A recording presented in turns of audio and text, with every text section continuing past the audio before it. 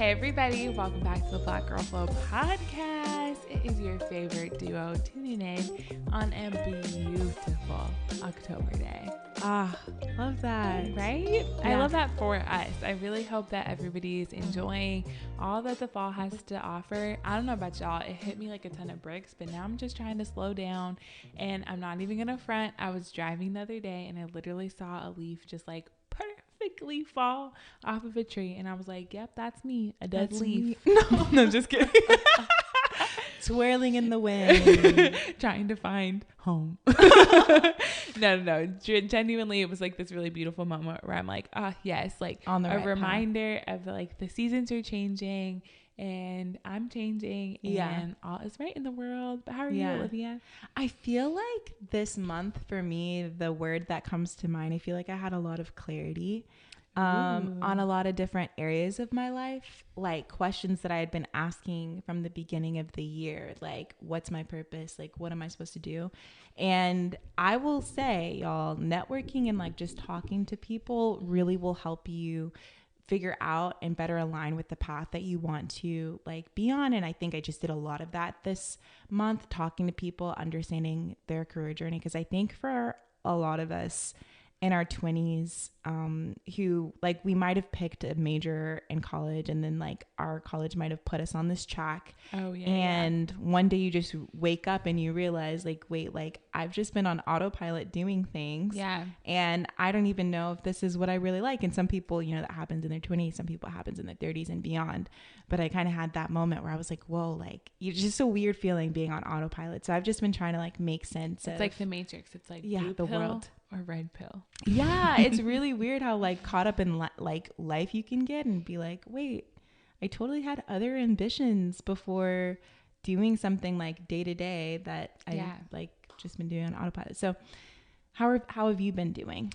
Pretty good, honestly. I think like the rest of my year was like pretty booked and busy and like set for what it was going to be, and some things have like come through, things like that. And now I feel like, okay, the end of my year should actually be pretty chill, which I'm really looking forward to. So this was like the first weekend in a really long time I haven't been like out of town, having to work or do anything. So it's been really nice to just like actually catch up with myself. Sometimes I feel like I'm trying to catch up with the version of myself that's like doing life quicker than I can cognitively recognize it. And this was like a good little reset. It was funny because during the like weekend you were like, oh my gosh, it's your self-care time, like all this stuff, and I was like, no, it's just me doing the things I want to do that like I haven't been able to do, like do my laundry, like y'all know Aquariuses have to be different, right? Speaking of zodiac signs, we're actually in Scorpio season, so shout out to all the Scorpios. But tell people you're on like another iteration of your zodiac astrology journey. Like let the girls know, let the girlies know. I know. So for those that don't know, which I think you would probably know if you've listened to like 2 episodes or maybe just 1 episode of the podcast, I'm super into astrology. And I have been since a super young age, but I recently came across Vedic and sidereal astrology. And that is the astrological system that is not westernized, that a lot of people in India have used. And it's been dated to, you know, I think start like since around the same time, I think, as like Western astrology. But the main difference between them is that Western astrology is like on a fixed zodiac calendar, while Vedic and sidereal astrology look at where the stars are currently. And so if you even like saw Lizzo's like recent Vanity Fair interview, the interviewer like told her that she was actually not a Taurus, she was an Aries. And so if you are interested in looking up like more astrological things, you should see what your sidereal or Vedic astrology sign is, because the dates are like different. But for some of my friends it's really cool because their birthday falls like a little like in the middle, so their sign is still the same sign on both the Western and Eastern like astrological system. But I found out that with my new sign, I'm a Sag. You ready to admit it? Instead of a Capricorn, which is really cool because I just think that like we all have different elements of like each sign. So I'm like, And I think at the end of the day, it's the perfect example of a both and. That exactly. Like information's information. And I think it's pretty cool that you're into that new knowledge. You got to be open to it. Tap in. We shouldn't be so divided. Because some people going to find out that they're Geminis and they're going to be like, oh no, astrology isn't real. Y'all, literally in this like, or it's not new, but in this Vedic and sidereal, like I'm considered a Capricorn with a Gemini rising and Aquarius moon, and I personally do not love that for myself. But it was funny because Liv and I were like going back and forth about like what would it mean if she was a Sag and I was really a Capricorn. Granted, I already attract a lot of Capricorns in my life, so it's just kind of funny at that point. But yeah, I think this season is just kind of giving us new information, new insights, new moments. But I'm really loving it. Also helping us like return to ourselves as well in really dope ways. Oh my gosh, yes, and which we love. We really, really do love. So it's time for the meat of the conversation, y'all. And y'all know we like to have conversations that are rooted around how we make sense of our relationship with others and also keeping the community in mind. And it's funny because y'all, she's sugarcoating. Living with your friend will obviously have you seeing things about them that you didn't necessarily notice beforehand. And one thing that both Lexy and I, notice, more so Lexy because she lives this on a day-to-day, but Lexy is a very hyper independent person. And she's like, if you're watching her YouTube right now, like she's literally glaring at me, but she's a very hyper independent person. Look at her like I'm a panther about to pray. Yes. She's a very hyper independent person. And I think I'm independent. Hyper is an interesting definition. Yeah. So when I say hyper independent, this is what I'm thinking. I think of someone that does everything alone, sometimes at the detriment to their like own health. So when I say everything alone, I don't mean like spending time alone, but more so like doing tasks alone that could oftentimes maybe require 2 or 3 people, but being like, I got it. Yeah. Like I don't need anybody's help and I'm going to do this on my own. Yeah. So I've noticed that with Lexy, and I think we've had multiple conversations around that, why can't you depend on me? Like, do I need to do something to prove to you that like I can help you with these tasks? Yeah. And we just thought it'd be dope to bring it to the podcast to have more of a deep and honest conversation, because I know that there's got to be more people out there that might resonate with being hyper independent. Well, I think it's really interesting because, yes, you have a very personal anecdote of like living with me and being able to observe that. But I think Black women in particular kind of succumb to this narrative because we're given this like superwoman mentality, this like idea of being kind of able to do it all, that like you're this strong, independent Black woman. Absolutely. Like, have we said it? Yes, we have. Have I said it? Abso-freaking-lutely. Why? Because it feels like we have barriers on barriers kind of stacked up against us, and not all the time do people even recognize that or acknowledge that that's a lived experience, let alone help or work to eliminate those. So I think that this is not just an isolated incident of just like my upbringing and how I got here, but I think that this is like such a much larger conversation that a lot of Black women might be able to relate to, of just saying like, I just have to do it. Like, I just have to do it because who else is going to do it for me? And I'm not going to wait for people to get it or get with the program. So I think that this could really showcase the depth of our experience as Black women. It's interesting because I think that even though I grew up with like a single Black mom, like seeing her do everything on her own, I feel like makes me more inclined to ask for help. Mm-hmm. So you feel like your relationship with asking for help has always been like pretty positive? I think that I've never been afraid of someone telling me no. I love this because Liv really is. She's like, I'm at least gonna ask. I've gotta ask. And if you tell me no, then okay, that's it. But I'm not going to, suffer in silence. And like be just like, I don't know.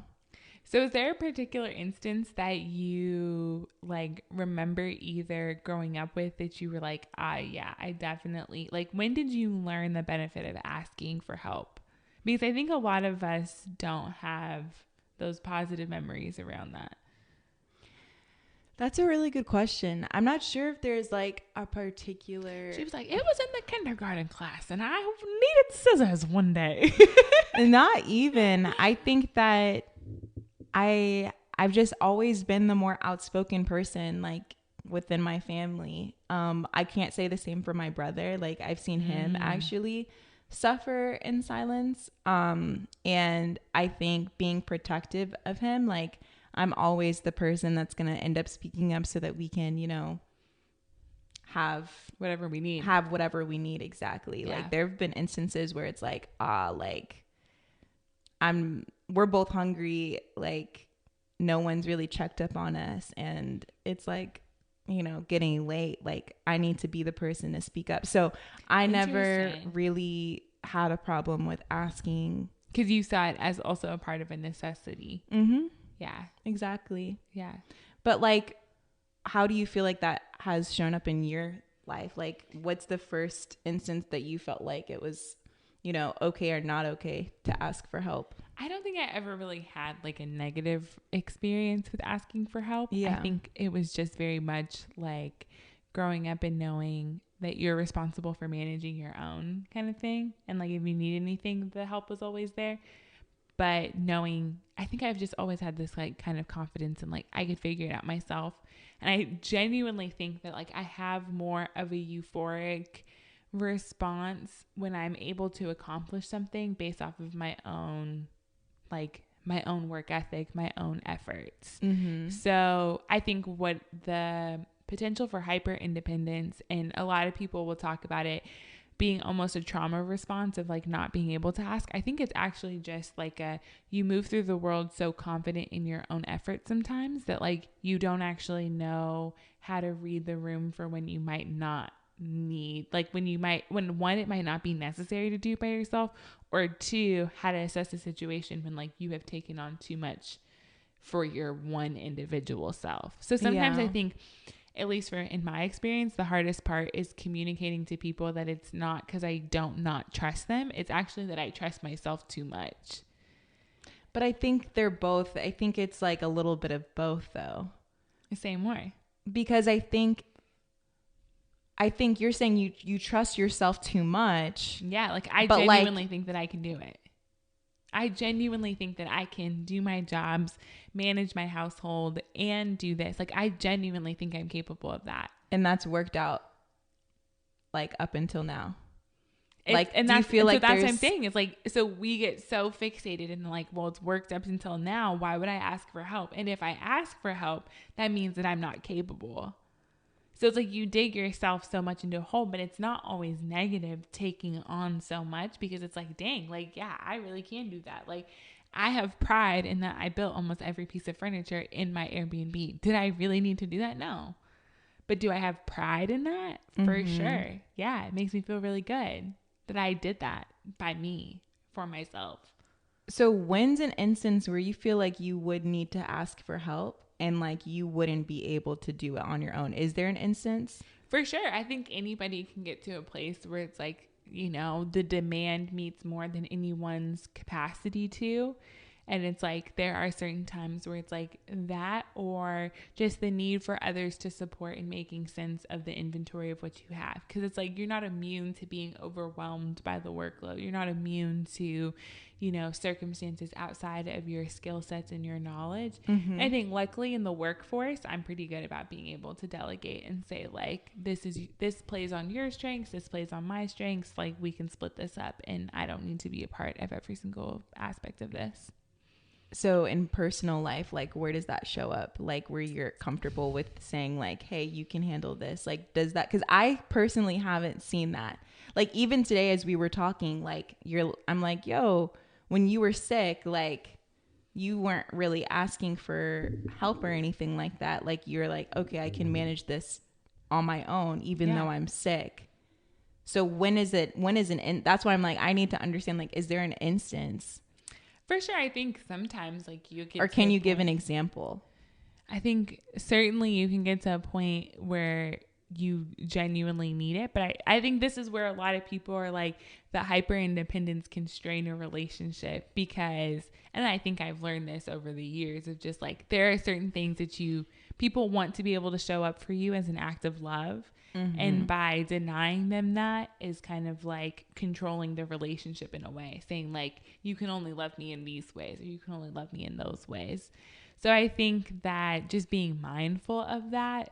So it's like, for example, I think if people offer, then it's like, yeah, there's very little I'm going to say no to saying like I've had friends who have helped me move, and it's like, did I need them? Absolutely. Did I know I needed them? Probably not in the depths. Like when I was moving from my apartment to here, like my boyfriend was incredible in being like, hey, like there's all of these ins and outs and the details that like you might not be thinking of. So like, I'm going to get the U-Haul for you, and like, I'm going to pick it up and I'm going to bring it to the house. And I was like, wow, like I would have never asked him to do that. Right. I would have never asked him to do that. But it's like, if people are saying and going out of their way to be like, this is what I want to do for you, I'm like, cool, I can trust you to do that. Like, I'm going to trust you to do that. And he did. And it was incredible. And not just that, but like, he got all of his friends and his brother to come help move me. Right. And it's like, I promise you, I would not have asked him to do that. Like, I probably would have been like, oh yeah, I'm looking to hire movers and like all this stuff. But he was like,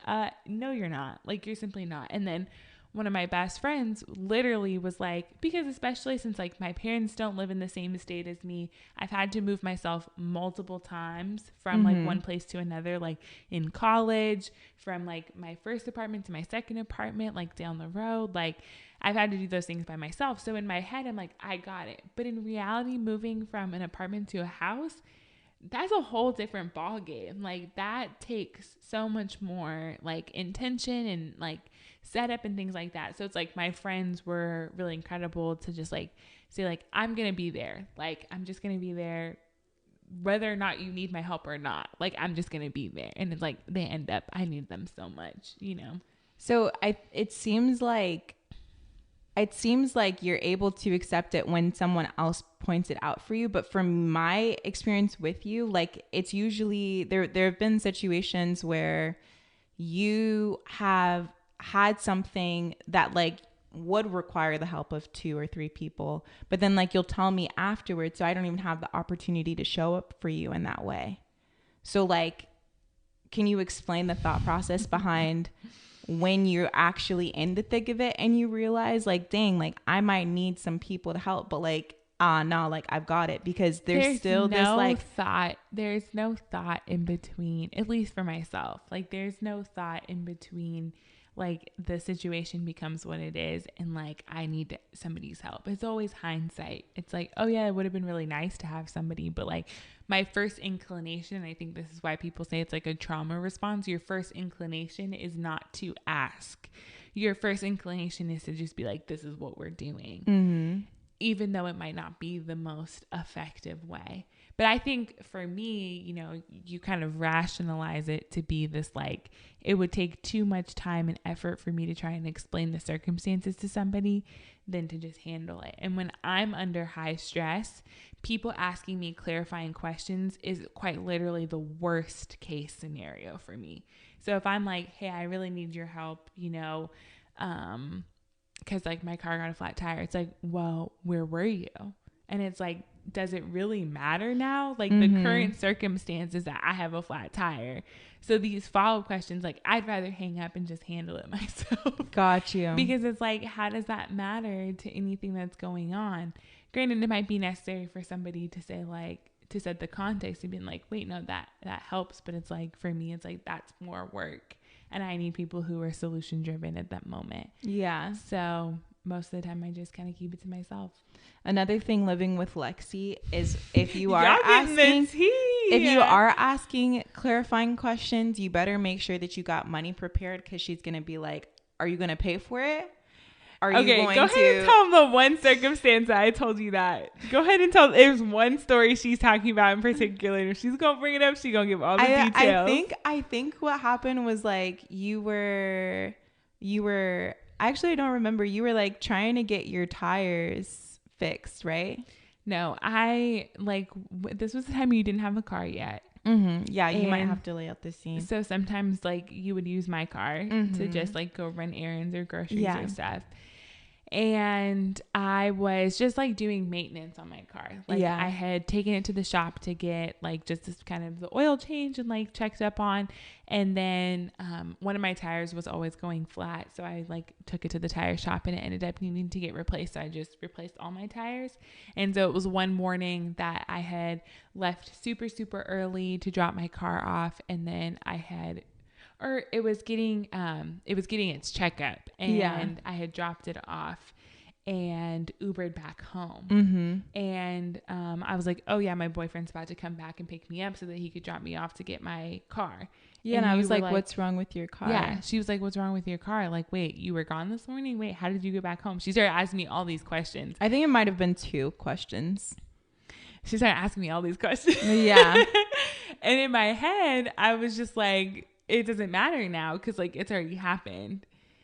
And I think I might have said something along the lines of like, you're like, are you going to pay? Yeah, you pretty much said, are you going to pay for it? I just said, I'm not obligated to tell you unless you want to pay for it. Yeah. And I don't think that was too wrong, but I want to hear it from your perspective. I was just like, okay, this girl's a little finicky when it comes to answering questions. So I won't ask them. On period. So then as a friend who sees, another Black woman probably being hyper-independent, sucks. So because why? Because again, like I want to be there for you, but like you don't give me the opportunity to, so I can't. And it's not like, it's just like, I know that you'll get it done and like you'll probably, like everything will be fine in the end. But it doesn't feel good to like hear that you're under stress when I'm literally just like chilling and I could have done something to like make it better. Yeah. I think if you yeah. But the thing is, the funny thing is, the reason why you're saying it's because she knows, guys. She literally knows that I would like to help. Everyone's always been like, yo, why don't you tell us? Like, what, we'd love to help you. And you're still like, yeah. Anyways, so what's for dinner? So run me 30 bands right now. Yeah. You don't have 30 I feel bands you. to give me. I feel you, but what do you feel like the moral of the story is for you hyper-independent girlies? The moral of the story is there deep-seated introspection to help us understand why it might be difficult to ask for help. And I genuinely believe that a lot of Black women struggle with this. Truly. Yeah, they do. Because there's not a lot of aspects of society that are reliable to us. What can we do in our I think the personal relationships? I think the first thing that we can root ourselves in is not being so quick to drastically doing the other side of it, because I think it takes slow and steady progress to really build the trust. But I think doing that with a trusted group of people, telling them that that's a goal that you have, to say like, I want to embody, letting go of responsibilities and putting them in their appropriate places. But it first takes us recognizing that like we cannot walk alone in our life. Like we genuinely cannot do this by ourselves. I always think about like that proverb. I'm pretty sure it's like an African proverb that's like, if you want to go fast, go by yourself. If you want to go far, go together. And it's like, we genuinely have to believe that and see that through and like living it. But it will not happen with you drastically throwing up your hands being like, I need everybody to help me, because like you haven't given people the opportunity to do that. So it's wow, like, you're speaking to the choir. And luckily, I live with an incredible human who gets to model that for me every single day. Somebody who's not afraid to ask for what she needs.